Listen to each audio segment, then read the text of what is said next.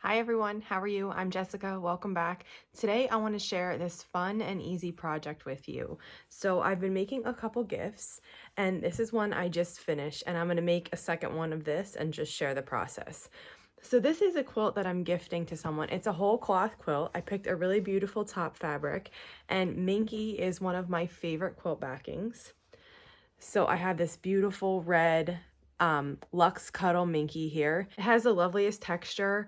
I love putting this on the back of quilts. It makes them extra cozy. So I thought this would be a great gift. And like I said, it's a really easy project. So I'm gonna show you how to make one. Now you can make this any size, and I am quilting this on my long arm. You can quilt it on your domestic. If you don't have a long arm, you can send it to a long armor and have them quilt it, and then you'll just need to bind it. So there's a lot of options for you. I have everything set up and this is being quilted now. I chose the Taj Mahal pantograph and I did it on a really big scale.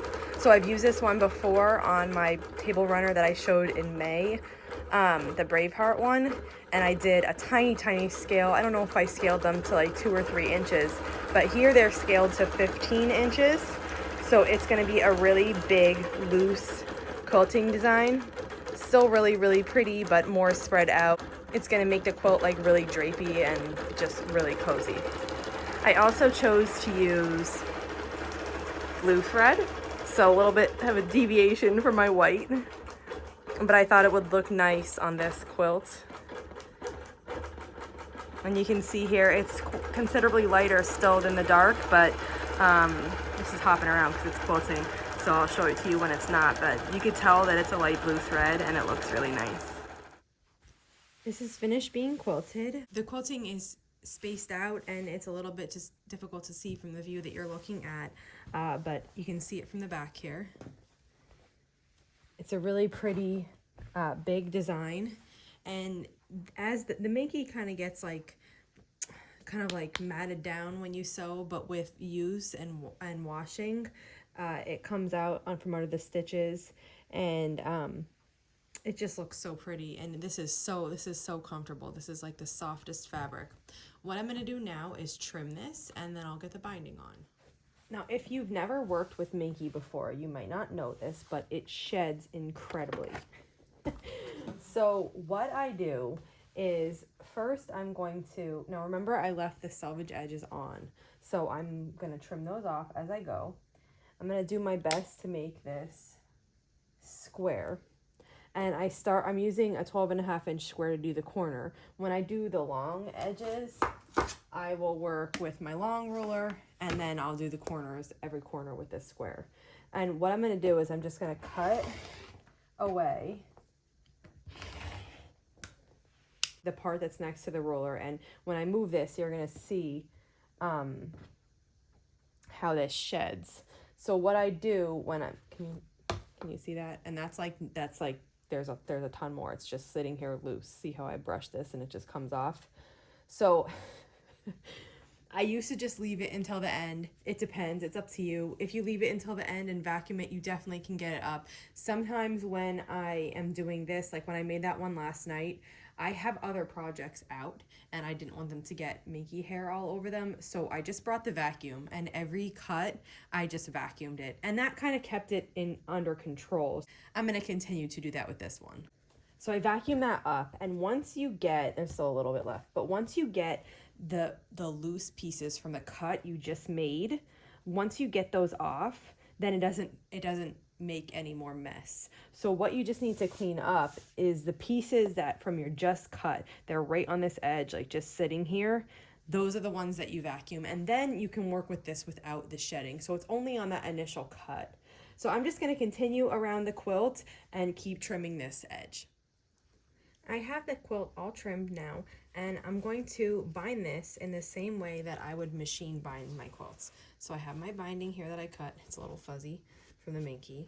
I'm just gonna fold it in half as I go, and I'm going to sew this binding to the front, and then I will flip it around and sew it to the back to secure it.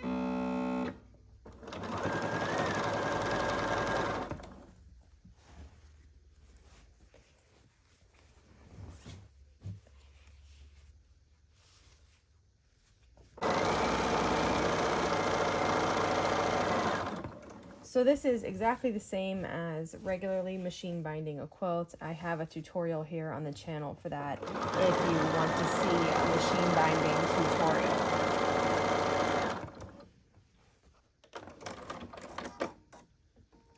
I have the binding sewn to the front of the quilt now, and I'm just going to take the whole thing and flip it over, and then I'm going to sew my binding to the back of the quilt.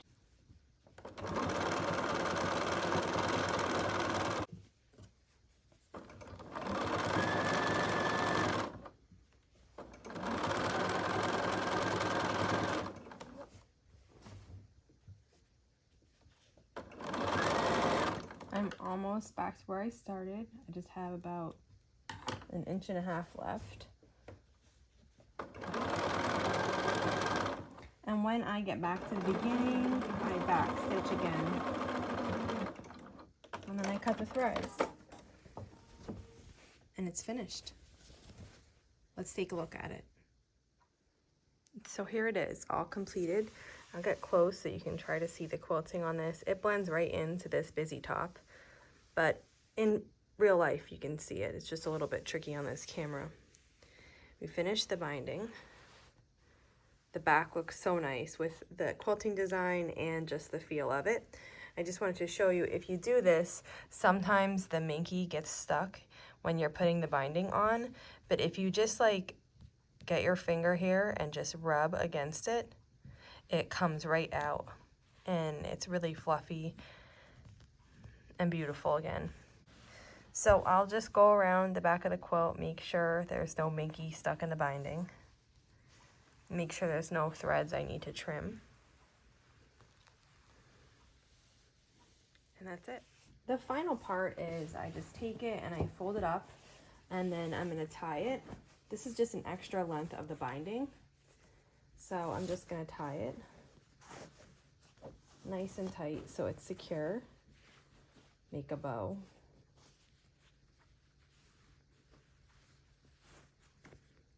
And then what I'll do is I like to take one side of it and fold it down so that they can feel the minky right when they open it.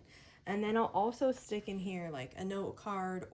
For Luxe Cuddle Minky, if you've never used it before, I have found that I don't like to put it in the dryer. I don't actually know what the care is for it. Usually when I buy it online, it just comes like in just a clear package for whatever shop that cut it. There's no instructions with it, and I never actually went to look at the instructions online on how to care for it. But one time I put it in the dryer and it was never as nice as it was the first time. So now whenever I am using this, I machine wash it normal, but I hang to dry. So I'll put a little note card in here saying machine wash, hang to dry, and that's it.